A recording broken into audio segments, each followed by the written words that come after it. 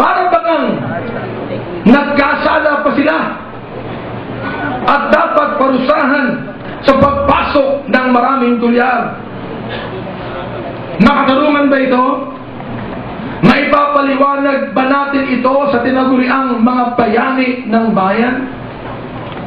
Sasabihin sa atin ng Bangko Sentral, ang dollar-peso exchange rate ay sumusunod lamang sa malayang galaw ng mga pwersang kalakal at di maaaring pakialaman ng pamahalaan. Subalit, ngunit, alam baga, dakapwa. Bakit kayang-kayang kontrolin ng China ang palitan nang hindi nababawasan ang halaga ng kanilang kinikitang dolyar sa kanilang kalakal? Bakit hindi kailangang ipakita nilang mas malakas ang kanilang yuan o renminbi kaysa dolyar, kahit na mas malakas nga ang kanilang ekonomiya kaysa Europa at Amerika? Samantalang tayo, hindi naman ganoon kalakas ang ekonomiya. Bakit kinakailangan ipakita natin mas malakas ang ating piso kaysa dolyar? Gusto ba nating tulungan o pahirapan ang ating mga kababayang lumikas sa ibayong dagat upang maghanap buhay? Nagtatanong lamang po ako. Hindi ko sinisisi ang administrasyon. Kay Father, kay Bishop Abante at saka si Father Melvin, sa lahat po ng nag-organize ng gawain ito sa ngalan ng ating Panginoon. Good morning po sa inyong lahat.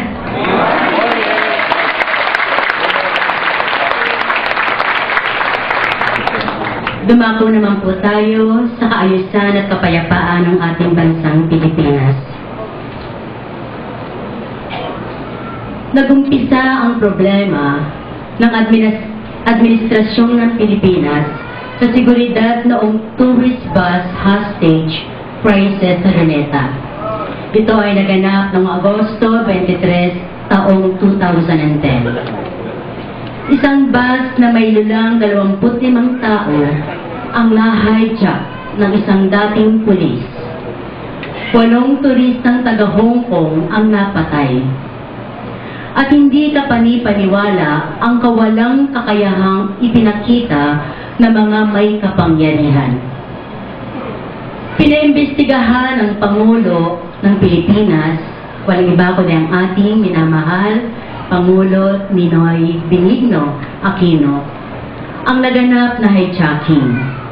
Subalit, pagkatapos ng investigasyon, binago ng Malacanang ang rekomendasyon ng mga investigador upang iligtas ang ilang opisyal sa kanilang pananagutan.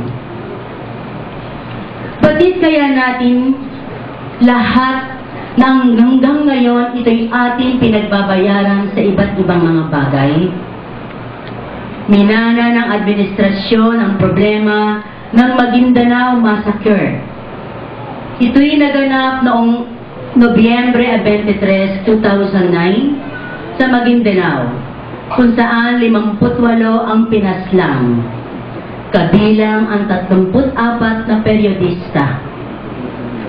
Ang pinakamalaking bilang ng mga mamamahayag na napatay ng sabay-sabay sa isang lugar na wala namang digmaan.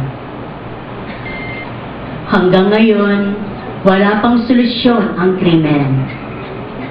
Papaano kaya may iwasan natin ang haka-haka na mas malapit sa mga may kapangyarihan ang mga suspect sa kasong ito kaysa ang pamilya ng mga napaslang? Sa iba't ibang dako ng Pilipinas, walang tigil ang patayan. Mula Enero hanggang Abril, halos 300 ang pinatay na mga salaring nakamotorsiklo. Kabilang dyan ang ilan pang broadcasters at periodistang napatay. Walang balita kung mayroon mang nahulit na parusahan sa mga pumatay. Sa mga gubat naman, parang At kung minsan ay sa loob ng mga bayan-bayan, patuloy ang pag-ambush ng mga PNA, ng NPA sa kanilang mga kalaban at walang sumisigaw na ito'y isang paglabag ng karapatang pantao na mga napaslang. Sa kamay nilaan, patuloy po ang car hijacking. Kung minsan kasama ang kidnap, pagsakit o pagpatay sa may-ari ng sasakyan. Nahaluan pa ito ng isang armed bank robbery sa Quezon City kailan lang. Tila hindi mahirap magbenta ng sasakyang nakaw. Humigit kumulang sa 1 milyong sasakyan mula sa motorsiklo ang tumatakbo sa ating mga lansangan na walang rehistro mula sa pamahalaan. Sa Muslim Mindanao, walang katigil-tigil ang kidnapping at panggugulo ng Abu Sayyaf. Samantala, ang peace negotiation ng pamahalaan at ng Moro Islamic Liberation Front o MILF ay di may daos ng tuloy-tuloy. Bukod po dito, mga kapatid, lalong lumalaganap ang sugal. Legal man, mga illegal man o legal.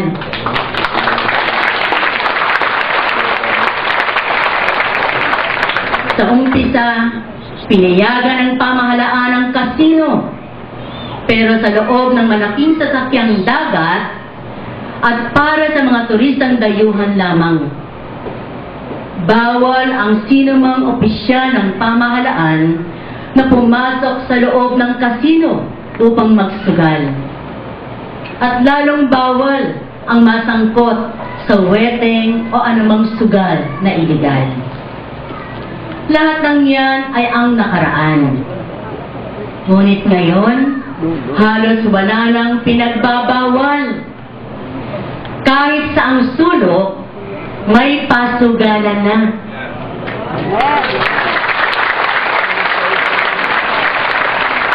Kasama dito ang iba't ibang mga bisyo at mga libangan.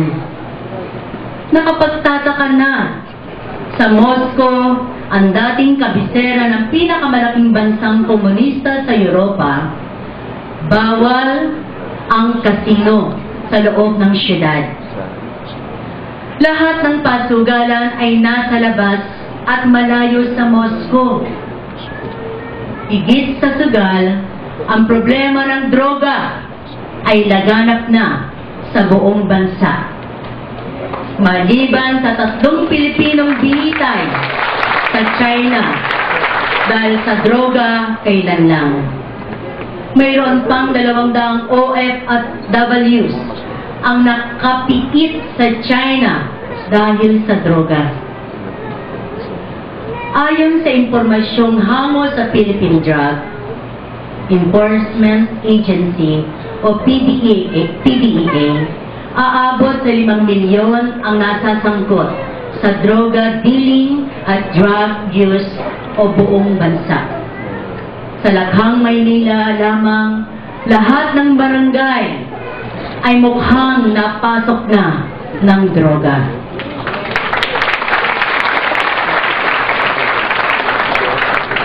Kasali sa mga biktima nito ang maraming mag-aaral at iba't ibang mga paaralan, mula sa mababang paaralan hanggang sa high school at kolehiyo.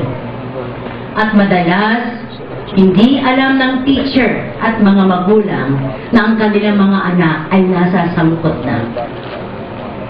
Di ba nakakalungkot? Anong kinabukasan ang maaari nating asahan sa ating pamahalaan? Kung dahil sa droga, masisira ang ating mga kabataan. Na tinagurian ni Gat Jose Rizal na ang mga kabataan ay siyang pag-asa ng ating bayan.